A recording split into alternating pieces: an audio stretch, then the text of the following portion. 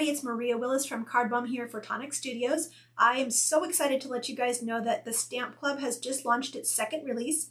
This month's release is called Party Animals, and it is so much fun. So I am lucky enough to get to walk you through all of the products included in this month's release, as well as share some inspiration with you. So let's head over to my desk and check it all out.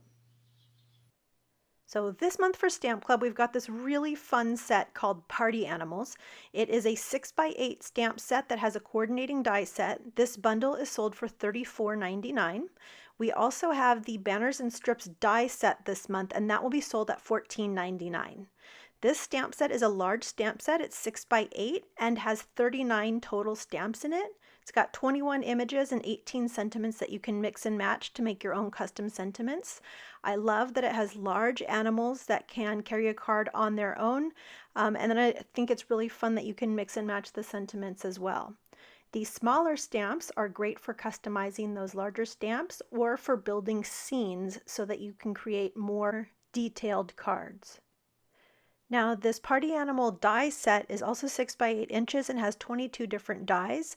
It's got coordinating dies for each of the image stamps, but my favorite are these grass and cloud dies that you see at the side. Those are each almost 6 inches long, and so they will work with the standard A2 sized card either vertically or horizontally oriented.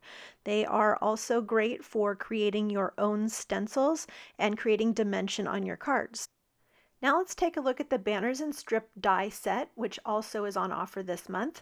This set has loads of really interesting and useful dies in it. There are ornate dies, banner dies, strip dies, and this set doesn't coordinate specifically with this month's Party Animal stamps, but it is one of those sets that you have in your collection and you can always look to see if one of those dies will match up with the sentiment that in the stamp sets that you were using. You can also use those larger dies to create shaker cards or backgrounds for other cards that you're making. Now I wanted to show you how I've been storing my Stamp Club stamps.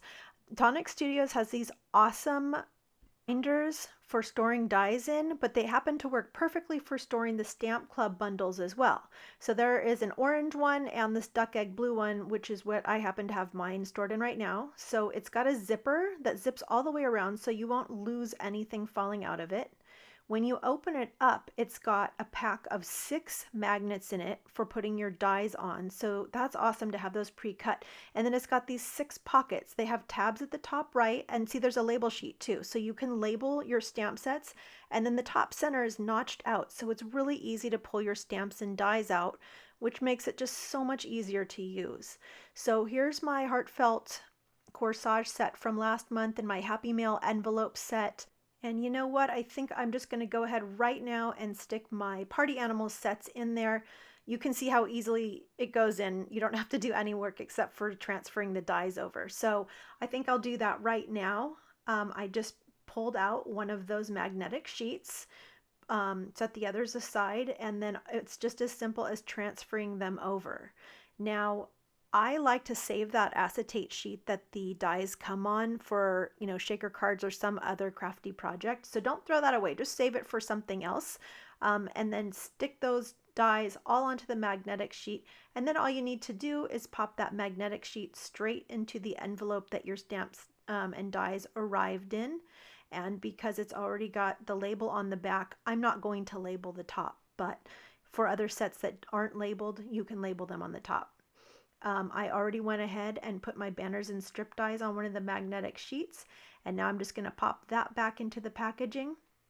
And again, it's labeled on the back, so I don't need to label it at the top right. And also, I just want to point out that the packaging for these products is so fun. If you ever need an idea, just take a look at the packaging, and there might be something there that gets you going on a project. Now let's take a look at some of the cards I've made. This turtle is one of my favorite stamps in this set. I Turtley Love You. And this is just an example how any of the large character stamps can be stamped by themselves and carry the card. Now check out the cool decal edge on this card. That is from the new Tim Holtz decal edge trimmer, and it was so fun. I loved how easy it was to do, and it just gives it a really creative border around my image. This next card, I stepped it up a little bit, and you can see that in the circle in the background, I used the clouds and the grass to stencil. So on this next card, I made my own sentiment, nuts, I forgot your birthday, and the little elephant's holding up a peanut. I turtly love you, and I just added some of the little flowers around the sentiment to make it pretty.